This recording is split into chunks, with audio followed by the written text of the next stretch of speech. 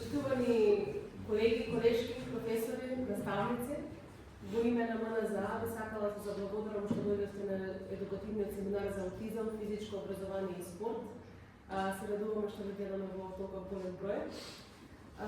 Накратко нешто за МНЗА, значи тоа е организација која што речиси 25 години посветено работи да обезбеди едукативни и други ресурси за подршка на лицата со аутизам, нивните семејства, институциите и невладините организации.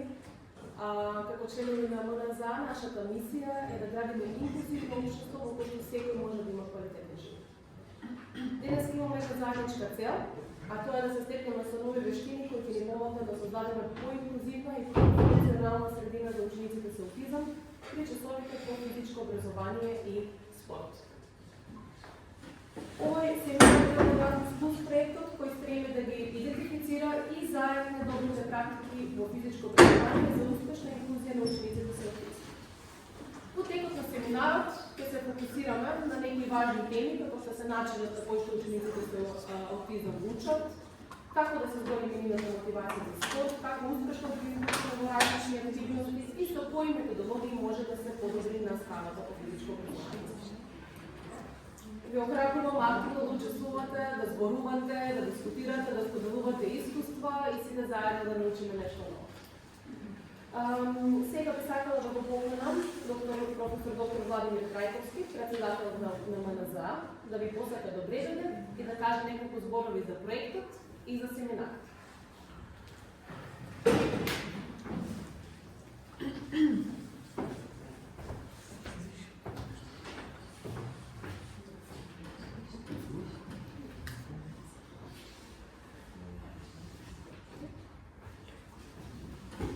Благодарам магистра Мијавициска, модератор на настанот, почитувани дами и господа, драги колешки и колеги, ми представува особена чест и задоволство во својство на председател на МНЗА, кој што постои 20 години, значи во мајке и послање, голем юбилеј, 4 век. Представуваме прво и би рекол скромно најсериозно здружение во област на аутизмологијата, особено здружение на професионалци и стручњаци кои што се бават со проблематиката на децата со аутизам. Значи, добро дојдовте во најстарата висока образовна институција Филозофскиот факултет во Скопје, кој што исто така годинава слави 105 години од своето постоење. Овој храм на знаењето, храмот на хуманистичките општествените науки, се надевам дека денеска ќе отидете дома малце позбогатени со теми кои што не сте ги студирале на вашите факултети.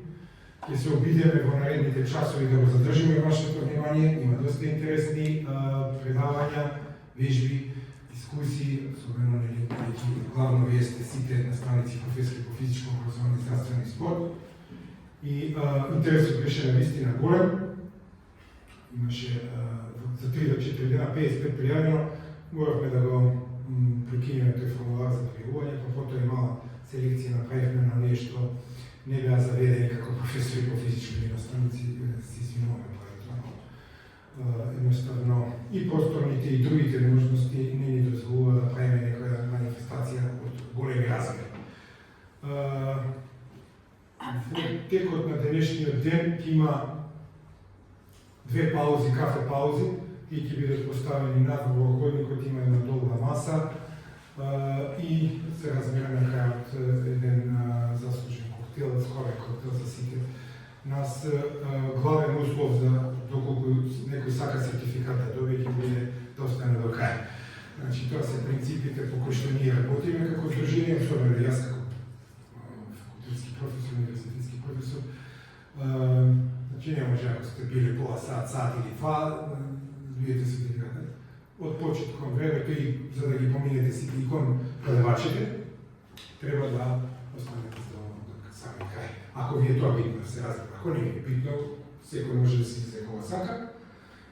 Само би ве замолили мобилните да бидете исклучени за време на семинарот, тоа знаете, сигурно и вашите ученици ги строго ги држите на тоа, а доколку предавате во основните и средните училишта, не знам дали има некои други што се бават со спорт, што не се во училиште, може да има и такви колеги колешки, но сите сте добре дојдени.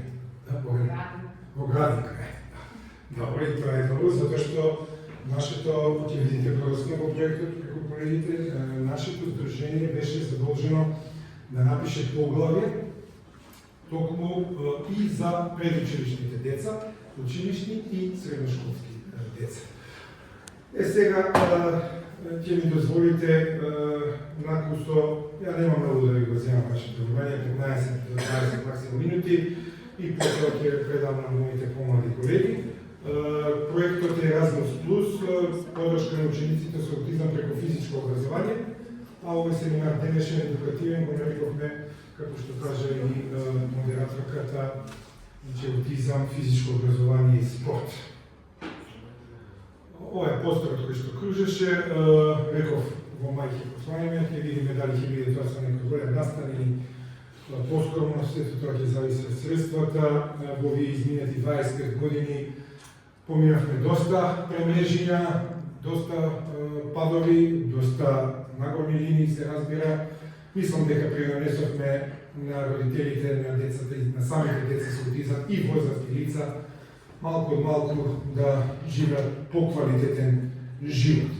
Ова ни е прв ваков проект што се бави со физичко образование. Во Сдруженијето немаме од ваш профил, инаку строго ова е професионално здружение, каде што родители не можат да членуваат, има постои други здруженија, не знам колку сте запознати, во нашето само професионалци.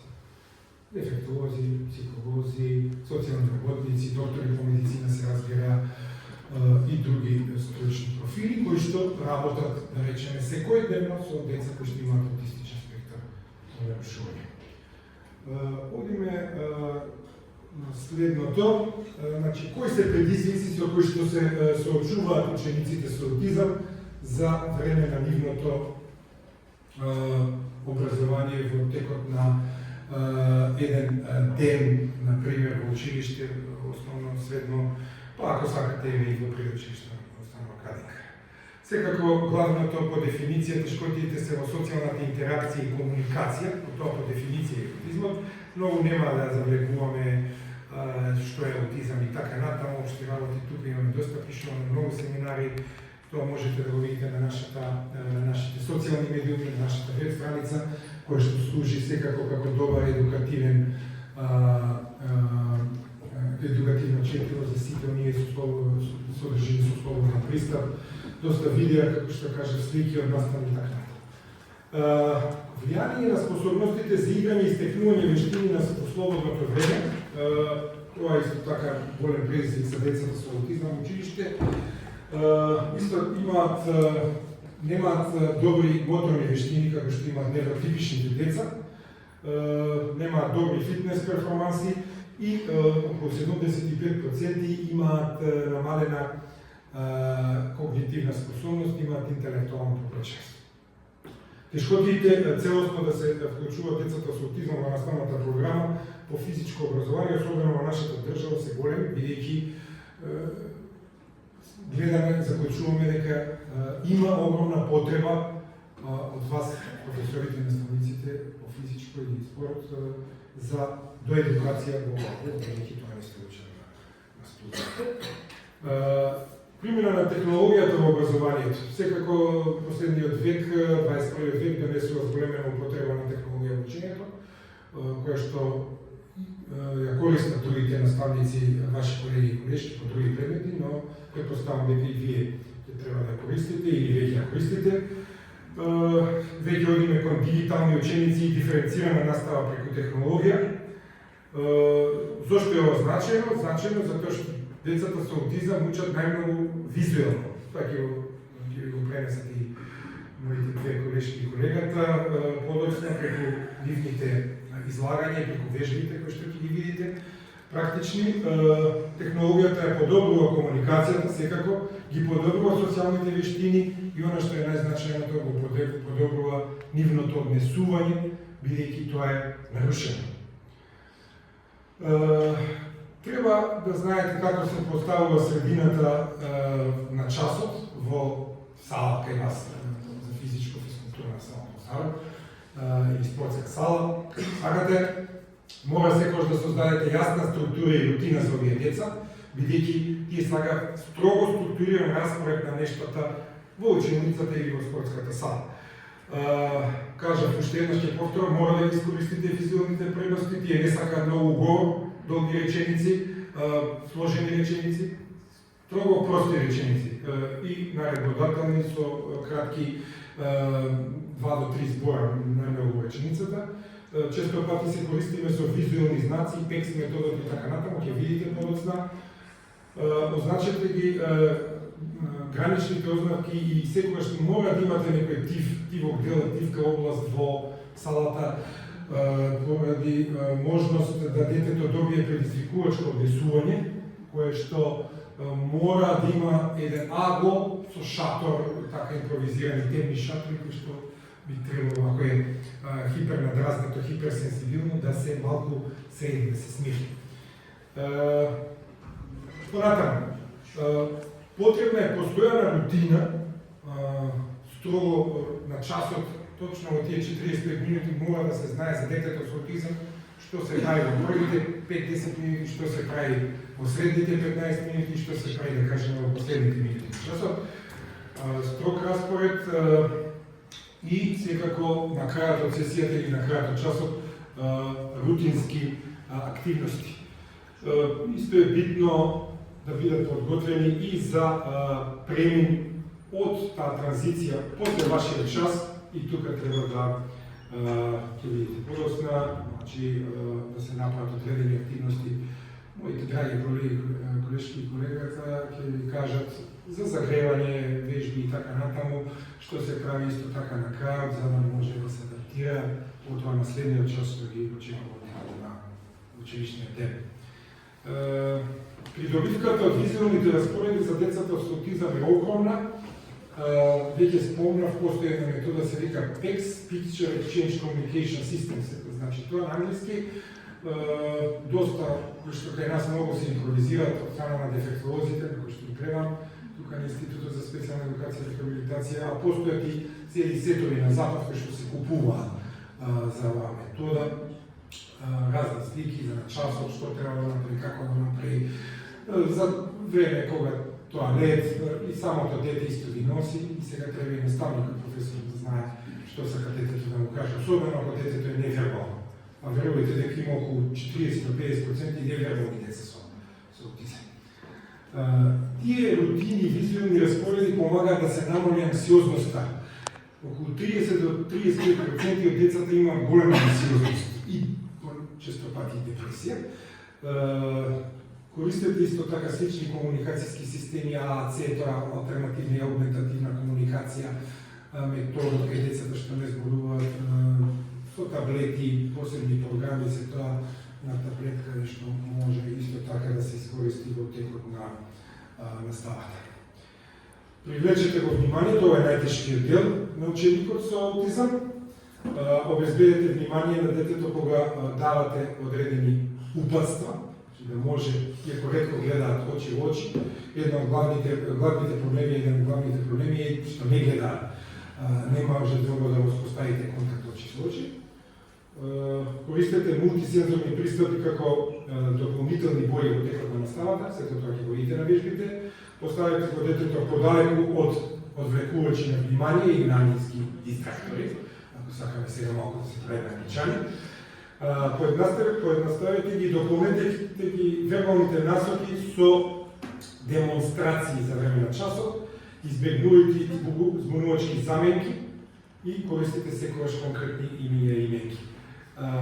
Избегнувајте збунувачки јазик, избегнувајте двосмислени зборови, двосмислени фрази, идиоми и фрази тие не сакат и не разбираат. Мора да биде многу јасен и едноставен јазикот што го користите.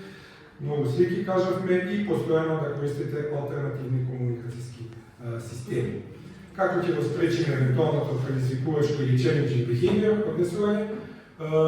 Често пати мора да имате контакт со дефектолозите и со родителите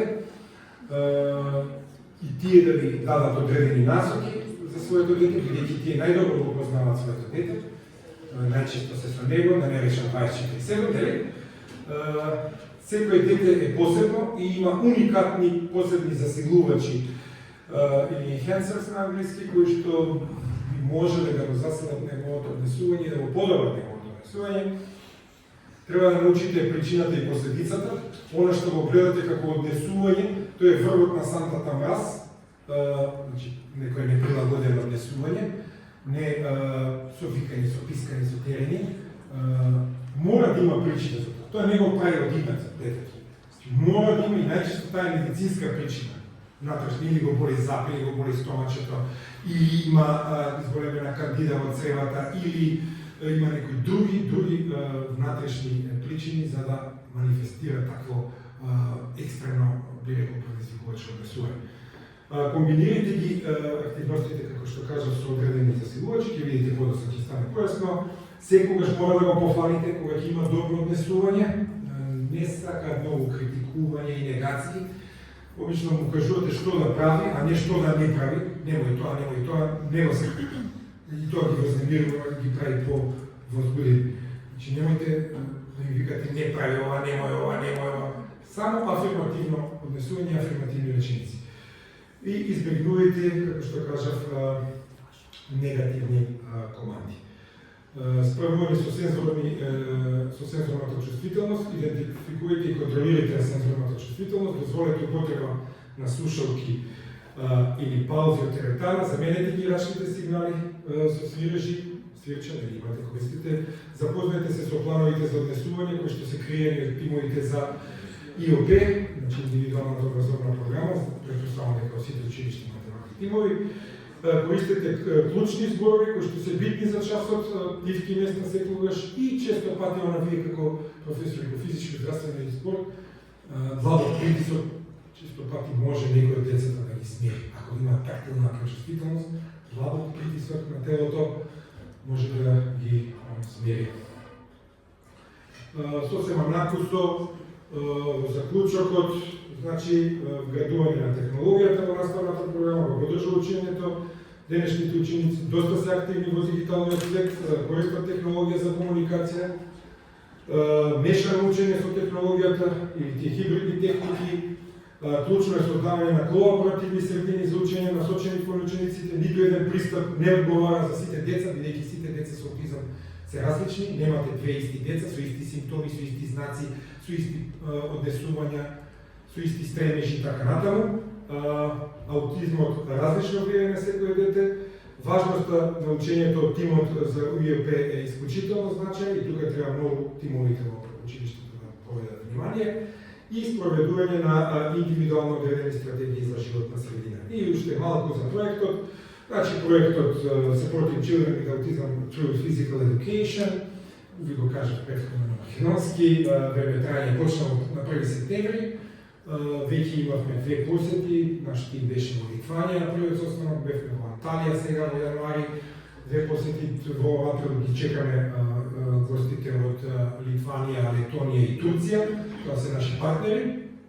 К2 е програмата на Erasmus Plus проектот, завршува во 2026 година, некаде 31 август. Цели на проектот да се идентификуваат сите празнини и да се мапираат дековните добри практики поврзани со физичкото образование на учениците со аутизам, да се развива модел и комбинирана програма за обука и материјали за наставници по физичко, да им се обезбеди на наставниците по физичко образование вештини за ефективна подршка на вклучувањето на учениците со аутизам и ефективно управување со евентуалното несоодветно предизвикувачко однесување. Очекуваме резултати и исход од проектот, што очекуваме да ги подобриме компетенциите и знањата на вас како наставници за работа со ученици со аутизам, да промовираме придобивки во спортските активности за аутистични ученици, подигнување на свеста за заедниците за аутизмот и спортот, општо, не само на наставници, него на целокупната македонска јавност, развивање на наставна програма за наставници кои работат за ученици со аутизам, се надеваме дека до крајот на проектот ќе имаме и вие ќе добиете. Пак прирачникот исто така наскоро до мај би требало да е готов на англиски. Мислам дека не е преведен да се преведе, но предоставам дека се користите со англискиот јазик и ќе ви служи доста добро тој прирачник. Во PDF формат ќе го добиете. Потоа следно што треба да го правиме во следните месеци до крајот на година и почетокот на наредната, да создадеме 3D виртуелна реалност алатка, мобилна апликација, што мислам дека ќе ви биде од корист, развивање на препораки за политики и за креаторите на политики и за наставниците кои што работат со учениците со аутизам. Ето толкова, мислам дека малци пробиште ми простите, добро. Реков 20 минути, јас зборам 20 минути, но мислам дека ова беше необходно, бидејќи денеска немам некоја, освен организаторска улога и во делот на прашање и дискусии сигурно ќе се вклучувам. Главниот збор денеска ќе го имат моите помлади колеги колешки, секретар Феста Филиповска на Сдруженијето, магистр Фики Гаспар и колешката Теја Петрушева. Ќе имате 6, видовте веројатно програмата, 6 сесии, како што кажав, со 2 паузи, ова се нашите контакти. Достапни сме многу често на социјалните мрежи, мејл, одговараме брзо, колку што можеме побрзо на вашите потреби.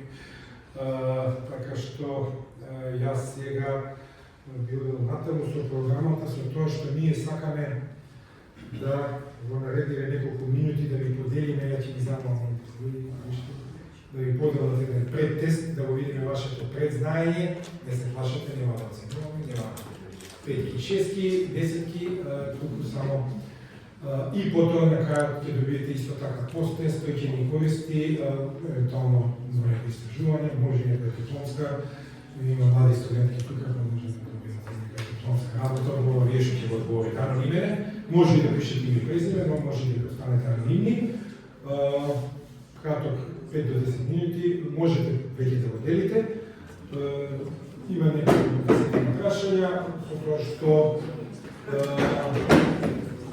замолам да бидете искрени во одговарањето.